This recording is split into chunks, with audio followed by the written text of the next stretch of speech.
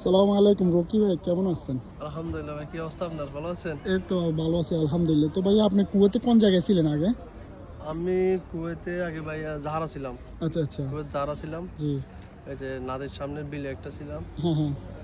আমি 5 কিলো ছিলাম আর কি। বিলে থাকতাম, বিলে কাজ করতাম, জি জি। মালিকের কাজ করতাম। কয় বছর ছিলেন কুয়েতে? কুয়েতে ছিলাম ভাইয়া প্রায় 6.5 বছর। 6.5 বছর। 6.5 আপনার বছর দেশের plus। বাড়ি কোথায়? দেশের বাড়ি ফেনী ভাইয়া। ফেনী। আমারও দেশের বাড়ি ফেনী। আমি কুয়েত ছিলাম। কুয়েত থেকে আমি ইতালিতে আসছি।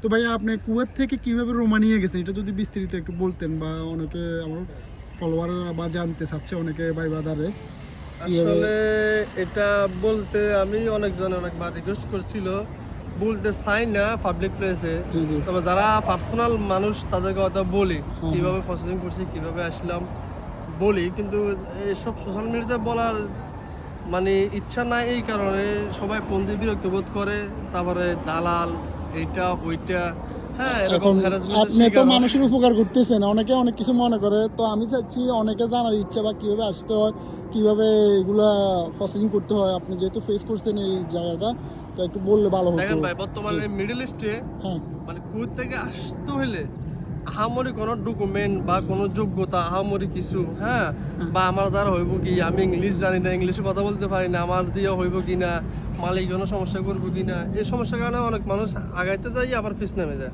আচ্ছা আচ্ছা। তো এই কারণে আমি এটা বলতে পারি, দেখেন আপনি যদি ইউরোপের নেশা যদি একবার মাথার ভিতর থাকে, হুম। বা ইউরোপে যদি আপনি মনে করেন যে ইউরোপ যাবেন, তাহলে যাওয়ার কিন্তু পসিবল, একবার শর্টকাট।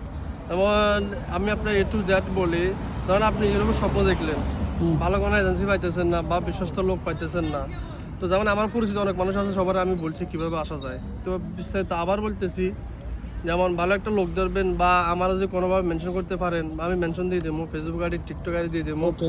চাইলে আমারে মেনশন করতে পারেন, আমারে নাম্বার দিয়ে দেবো, কথা বলতে পারেন, আমি বিস্তারিত বলবো। তো এই ভিডিওতে হচ্ছে যারা আমার চিনবেন না বা জানেন না, আইডিয়ার লাগে আমি বলতেছি, যেমন যারা মিডল ইস্ট থাকেন, এক এক দেশের রুলস এক এক রকম। যেমন আমি করতে গেছি, আমারটা বলি, আমার ইউরোপিয়ান সাইজ 2 কপি ছবি লাগছে ফার্স্টে, ফুটের পুলিশ Passport ক্লিয়ারেন্স size লাগছে, আছে, হ্যাঁ, হ্যাঁ। হ্যাঁ ইউরোপিয়ান সাইজ আচ্ছা আচ্ছা। হ্যাঁ 45-45, Okay. ব্যাকগ্রাউন্ড সাদা। হ্যাঁ।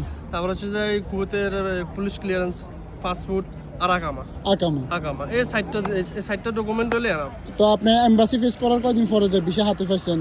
এম্বাসি ফেস করার আমি 21 দিন আমি ভিসা পেয়ে গেছি। তো কিছু 21 প্রশ্ন দিন। করছিল ওনারা? একবারে আমার নিজের নাম কি এটা জিজ্ঞেস করে নাকি ভাই? হ্যাঁ, শুধু এমবাসির যে ফিস থাকে ওগুলো দিচ্ছেন আর ডকুমেন্ট দিচ্ছেন? হ্যাঁ, এম্বাসি ফ্রি নিছিল 45 টাকা, মনে হয় 45 দিনার। টাকা, হ্যাঁ এরকম 45 দিনার নিছিল এতটুকু। এরপরে যেদিন আমি প্রথম গেলাম, আমি বয়স